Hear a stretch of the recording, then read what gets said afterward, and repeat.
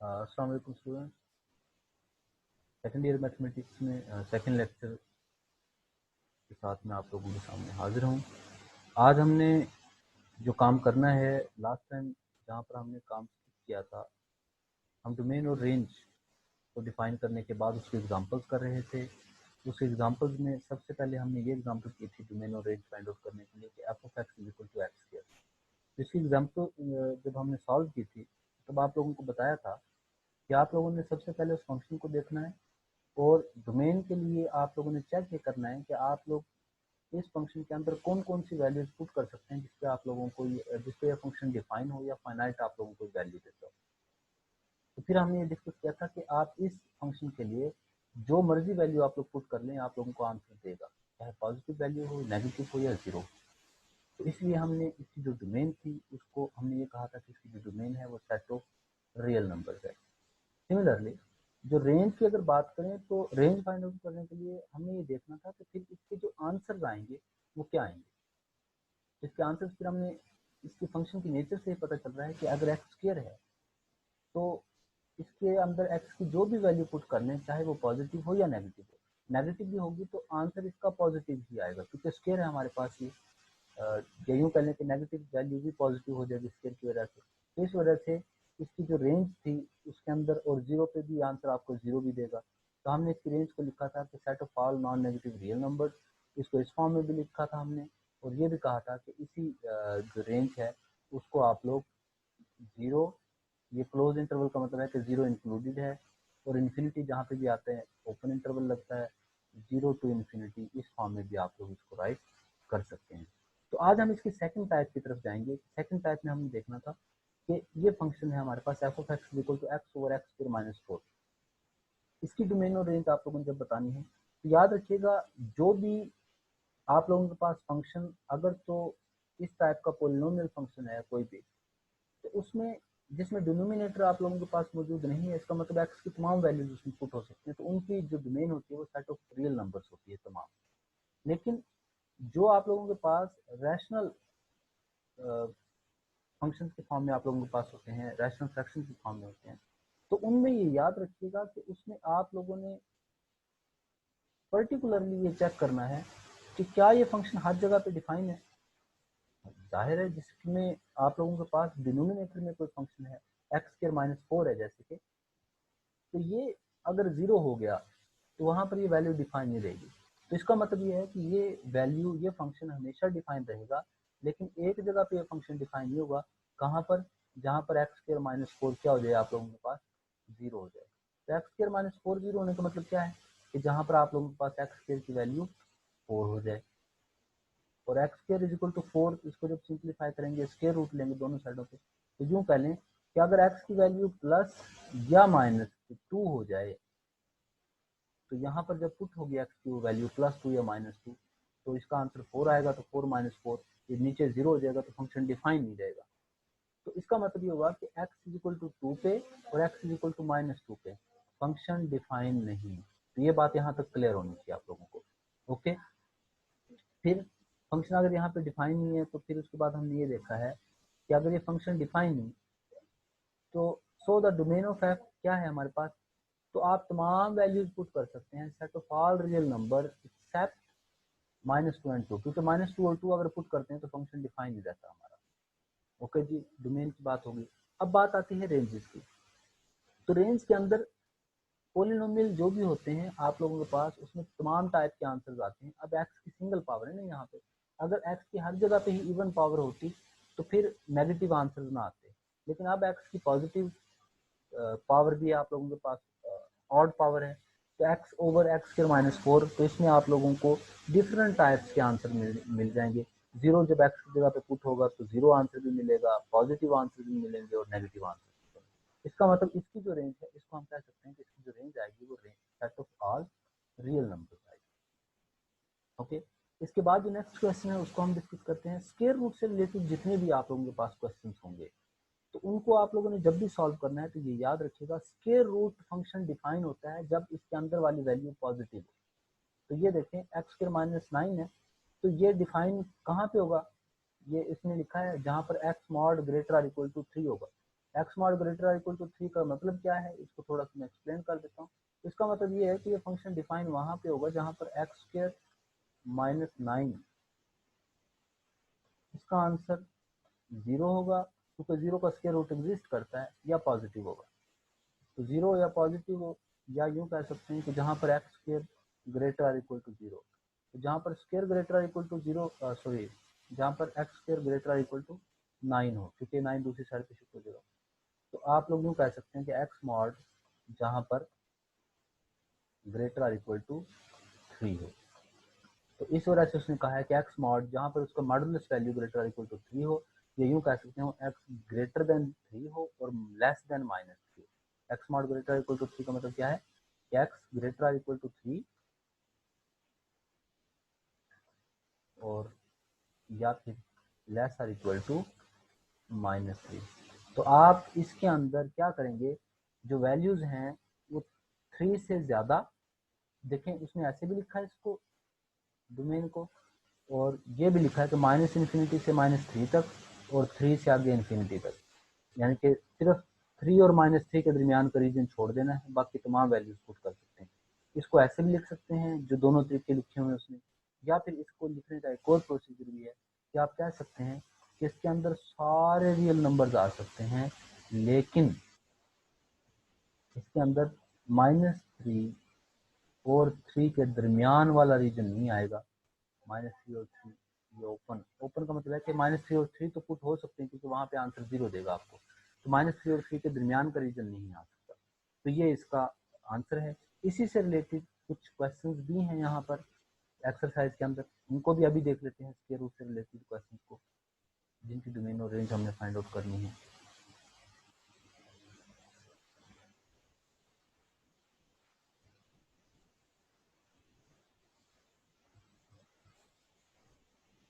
ये देखिए square root का ये क्वेश्चन है, पहले हम जिनको सॉल्व करेंगे, मैं सिर्फ स्क्वायर रूट वाले पहले क्वेश्चन को सॉल्व कर लेता हूँ, फिर बाकी क्वेश्चन की डोमेन और रेंज देख लेते हैं, क्योंकि फोर्थ क्वेश्चन है, इसके बाद हमने अब करना है ये वाला क्वेश्चन।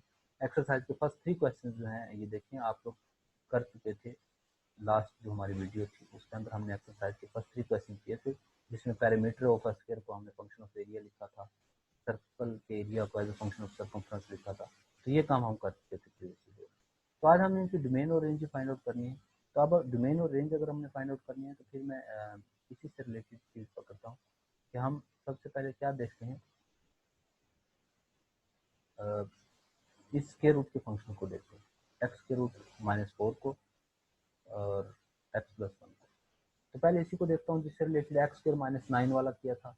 तो ये इसकी जो डोमेन होगी, इसकी डोमेन ये यूँ कह लें कि ये फंक्शन, इसकी डोमेन वो नंबर होंगे जिन पे ये स्क्वायर रूट के अंदर वाली वैल्यू, यानी कि एक्स स्क्वायर -4 जो है वो क्या होगी, पॉजिटिव होगी या ग्रेटर इक्वल टू 0, या मैं यूँ कह सकता हूँ जहाँ पे एक्स स्क्वायर जो है वो ग्रेटर इक्वल टू 4 होगा, या फिर मैं कह सकता हूँ कि x mod greater equal to 2 होगा, या फिर इसी को इक्वलेंट स्टेटमेंट कह सकते हैं कि जहाँ पर वैल्यू ग्रेटर इक्वल टू 2 होगी और लेस आर इक्वल टू -2 होगी। तो domain all x belongs to R such that x mod greater equal to 2, ये भी लिख सकते हैं, या फिर आप लोग यूँ भी लिख सकते थे जैसे उसने पहले लिखा है कि आप लोग -इन्फिनिटी से -2 तक, जैसे अभी प्रीवियस एग्जांपल में 3 के साथ था, उसमें 9 था तो 3 के साथ था, and union 2 to positive infinity, और 2 से ग्रेटर इक्वल टू 2 है ना, तो 2 से आगे सारे नंबर और -2 से पीछे सारे नंबर, और 2 और -2 इक्वल का साइन लगा हुआ है, इस वजह से 2 और -2 इंक्लूडेड है, इनके साथ जो है क्लोज ब्रैकेट लगाइए, ये भी लिख सकते हैं। अदरवाइज जो मैंने आप लोगों को एक और तरीका बताया है कि set of real number minus उसमें से -2 और 2 के दरमियान का रीजन आप लोग क्या कर देंगे, एक्सक्लूड कर देंगे कि -2 और 2 का रीजन उसके अंदर इंक्लूडेड नहीं होगा। तो ये इसकी डोमेन आप लोगों के पास आ जाएगी।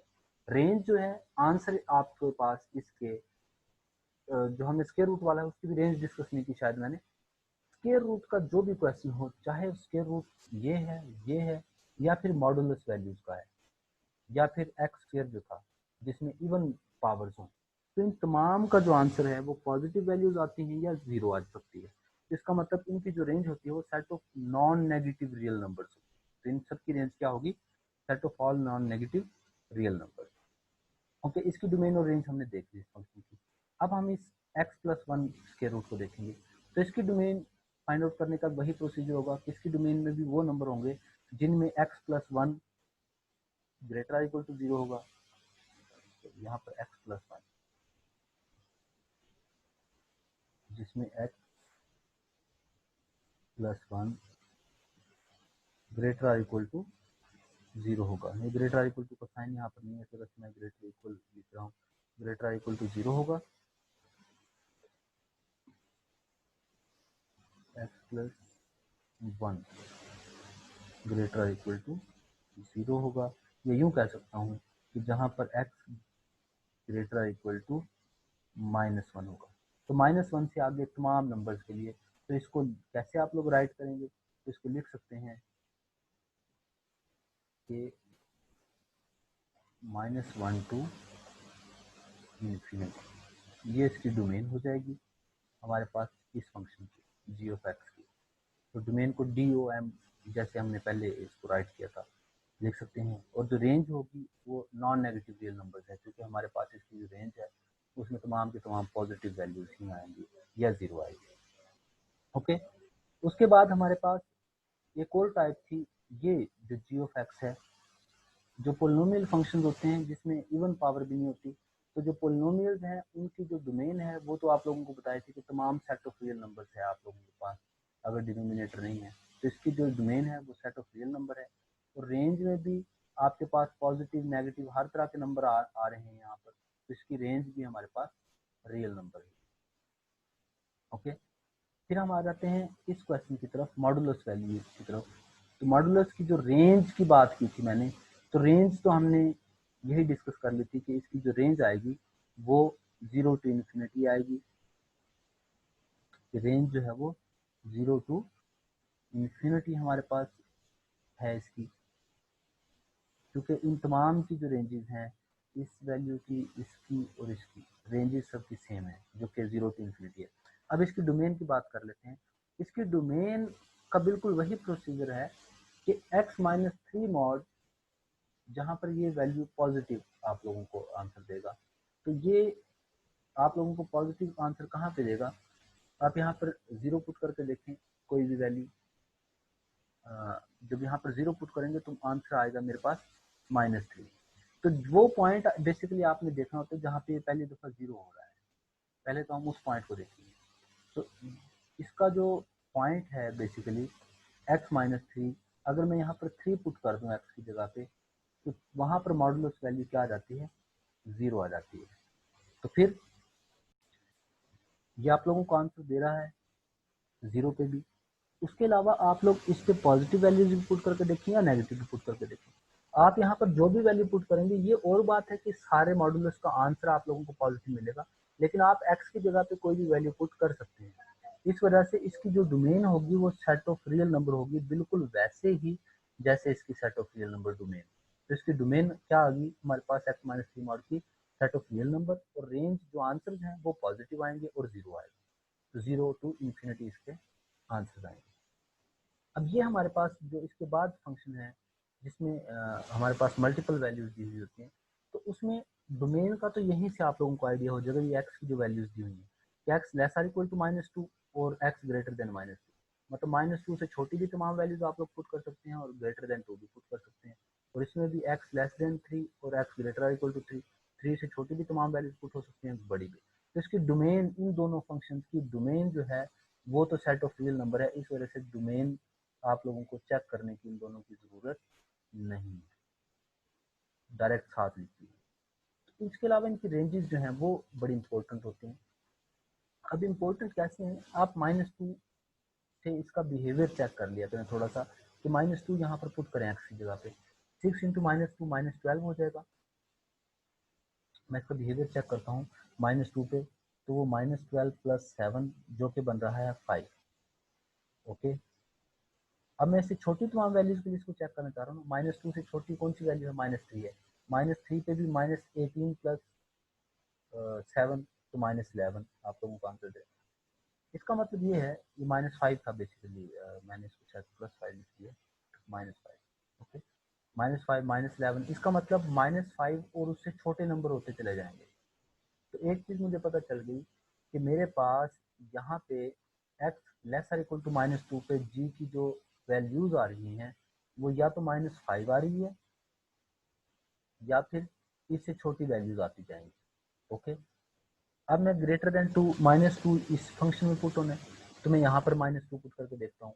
4 -3 इंटू -2, तो इसको जब आप लोग पुट करेंगे -2 को, तो 4 और -2 जब एक्स की जगह पुट होगा तो +6 हो जाएगा, तो ये आंसर आ जाएगा 10।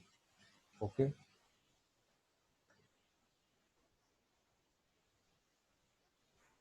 फिर -2 से ग्रेटर वैल्यूज के लिए चेक करना है, तो -1 पे चेक कर लें इसको। -1 पे जब चेक करूंगा तो 4 + 3 7 आंसर देगा। फिर इसी को 0 पे चेक करूंगा तो 4 आंसर देगा। फिर 1 पे चेक करूंगा तो 1 आंसर। इसका मतलब ये हुआ कि यहाँ से जो भी वैल्यूज आ रही हैं वो वैल्यूज हैं जो 10 या 10 से लेस वैल्यूज हैं, 10 या 10 से लेस है। तो इसका मतलब ये हुआ कि इसके अंदर x की तो जो डोमेन की बात करें तो वो तो रियल नंबर है, लेकिन जब रेंज की बात कर रहे हैं तो रेंज में आंसर में पहले वाला जो है, पहले वाली जो वैल्यूज हैं वो -5 से छोटे तमाम आंसर दे रही हैं, और बाद वाले में वैल्यूज 10 से छोटे आंसर। इसका मतलब दोनों केसेस में 10 या 10 से छोटी वाली वैल्यूज उसका आंसर आ रहा है, 10 से बड़ा कोई आंसर नहीं आ रहा। और 10 भी नहीं आएगा क्योंकि x लेस देन 2 है, x लेस देन -2 है। -2 एग्जैक्ट इसमें नहीं पुट होगा, बल्कि -2 यहाँ पे पुट हो रहा था। तो इसको मैं कंबाइंड फॉर्म में कैसे लिख पाऊंगा? कंबाइंड फॉर्म में मैं इसको कहता हूँ कि मैं इसको ऐसे लिख सकता हूँ कि -∞ से लेकर 10 तक इसके आंसर आएंगे। और चूंकि x ग्रेटर देन -2 था तो इक्वल टू -2 नहीं था, इक्वल टू -2 पे ये आंसर आता था। तो इसका मतलब ये हुआ कि 0 से 10 तक इस पे कुछ इस तरीके से आप लोगों ने इसकी रेंज को लिखना है। ओके, ये इसकी रेंज होगी। यहाँ पे भी इसकी रेंज जब चेक करेंगे तो 3 पे इसको चेक करेंगे कि आप लोग x लेस देन 3 है, 3 पे चेक करेंगे तो इसका आंसर 2 आएगा। इससे छोटे नंबर पे 2 पे चेक कर लेंगे तो आंसर 1 आएगा। इसका मतलब यहाँ पे भी आंसर 2 या 2 से लेस आएंगे। और ग्रेटर आर इक्वल टू 3 पे जब चेक करेंगे तो 3 पे जब चेक करेंगे 3 इसमें पुट होना है, यहाँ पर आंसर 2 से लेस होंगे। और यहाँ पर जब आप लोग 3 पुट करेंगे तो 6 + 1, ये आप लोगों के पास बल्कि 3 से जब ये लेस की वैल्यू है ना, तो यहाँ पे आप लोग ये भी देख लें कि जब माइनस नंबर पुट होंगे -1 तो आंसर नेगेटिव में भी आएंगे, 0 में भी आते रहेंगे।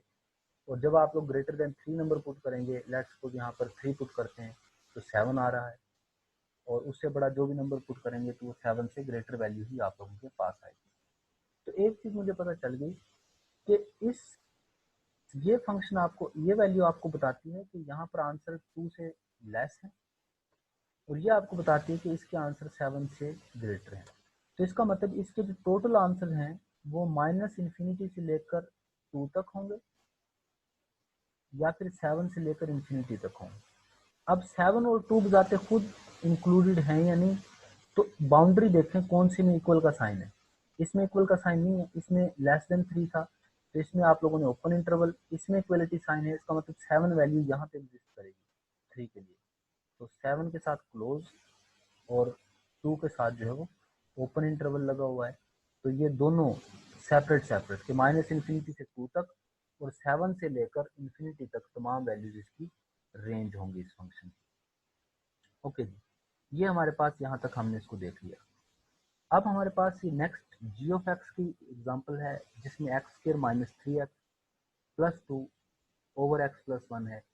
तो इसको जब सिंप्लीफाई करेंगे तो इसको सिंप्लीफाई करने के लिए इसकी डोमेन जब भी आप लोगों ने देखनी है तो डोमेन के लिए वही प्रोसीजर अप्लाई करेंगे कि इसमें सारी वैल्यू पुट हो सकती हैं एक्स की, लेकिन वो नहीं पुट हो सकती जिसमें नीचे वाली टर्म 0 हो जाए। तो नीचे वाली टर्म कहाँ पे 0 हो रही है?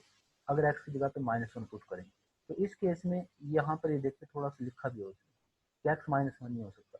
तो इसकी जो रेंज है वो लिखने का जो डोमेन है वो लिखने का बेहतरीन तरीका क्या है, इसकी डोमेन को आप लोग लिख सकते हैं कि तमाम रियल नंबर आ सकते हैं लेकिन माइनस वन नहीं आ सकता। ओके, इसी तरह इसकी डोमेन में भी तमाम रियल नंबर आ सकते हैं अगले पार्ट की डोमेन में भी, लेकिन 4 नहीं आ सकता क्योंकि इन वैल्यूज पे आंसर इसका 0 आ रहा है।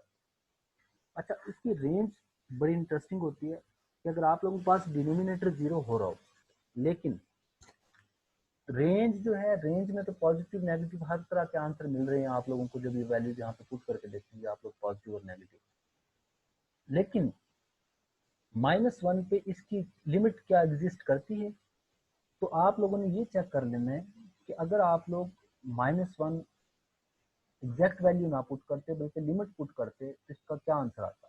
जैसे कि x square minus three x plus two है, अगर इसकी फैक्टराइजेशन करें जो आप लोगों ने पढ़ी होगी कभी, तो फैक्टराइजेशन से इसका जो आंसर आता है वो मैं यहाँ पे लिखता हूँ कि इसको अगर फैक्टराइज करते ना तो इसका आंसर क्या आता हमारे पास, ये बनता एक्स प्लस टू और x minus two into x minus one, ये इसकी फैक्टराइजेशन बनती है। तो जब इसको डिनोमिनेटर के साथ क्रॉस करें तो ये आंसर आ गया, मतलब ये एक्स प्लस टू टाइप का फंक्शन है। तो अगर माइनस वन यहाँ पर पुट होता तो minus one minus two, answer इसका आता माइनस थ्री। लेकिन अब इस फंक्शन की डोमेन की वजह से यहाँ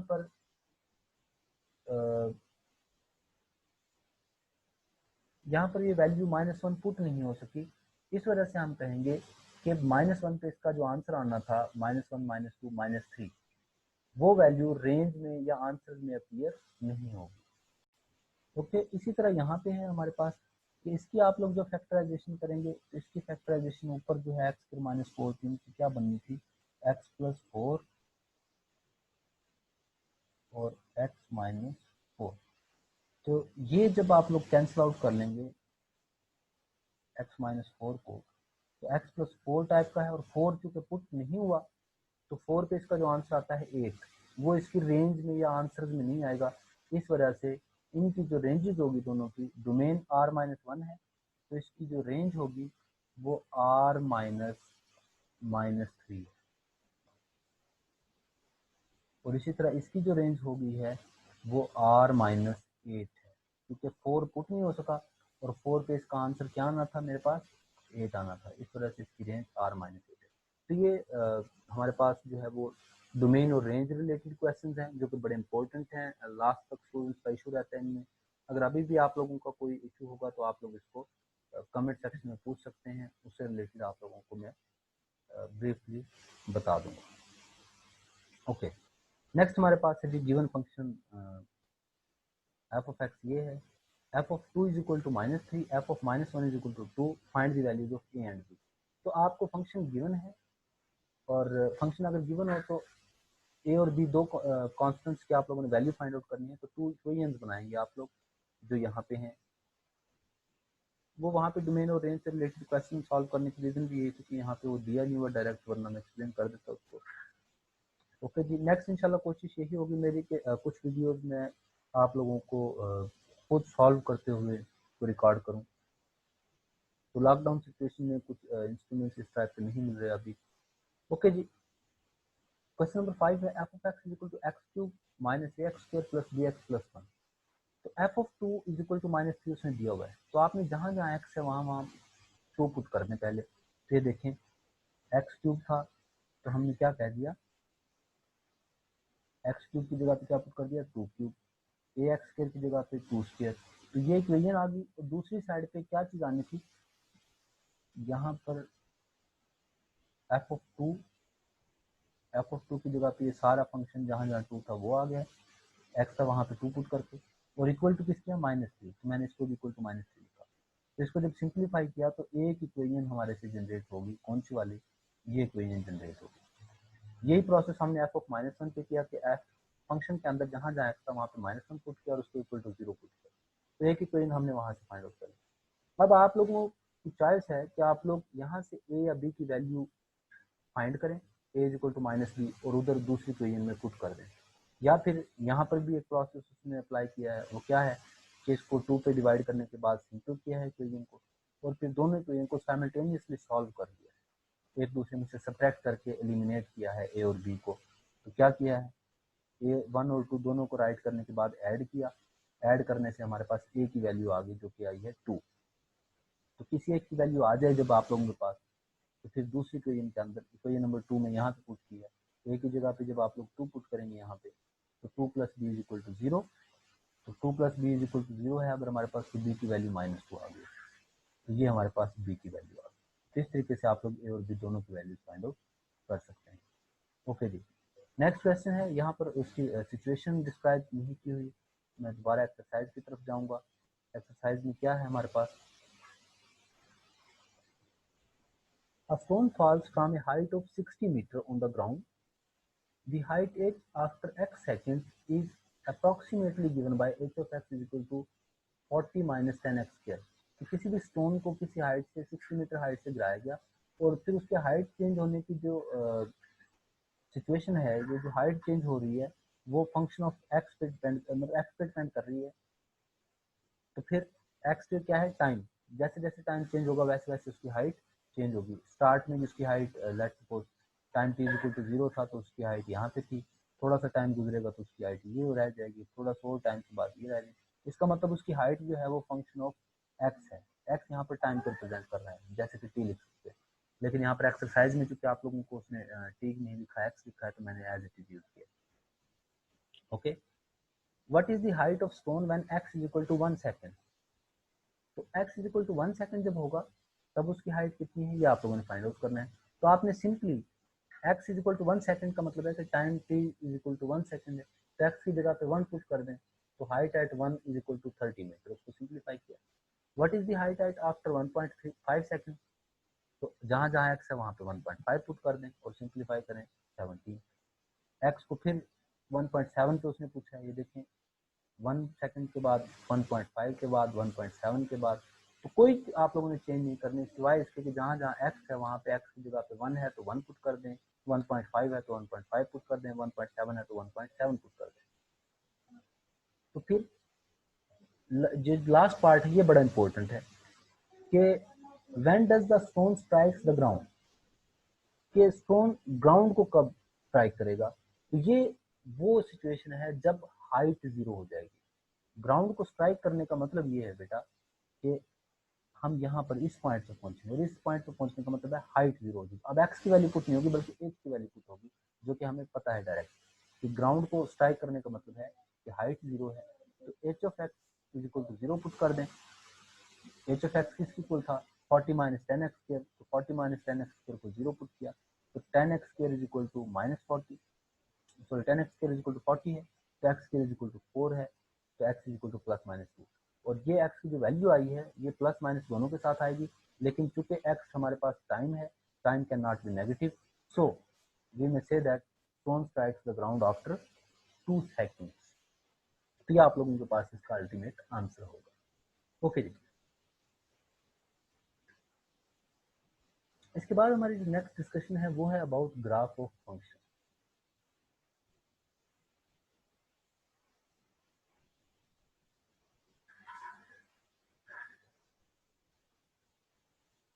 The graph of a function f is the graph of the equation y is equal to f of x. It consists of the points in the Cartesian plane. Choose x coordinates are the points output phase of f. Okay, simple ये है कि आप लोगों ने x और y को join करके जिस तरह का हम कहते हैं कि ये हमारे पास कार्टियन प्लेन है, ये हमारे पास अगर कार्टियन प्लेन है तो इस कार्टियन प्लेन पे डिफरेंट पॉइंट्स पुट करने के बाद आप लोग x की वैल्यूज के अकॉर्डिंग उनको पुट करते हैं। ये यहाँ पर एक आध ग्राफ में बनाया होगा,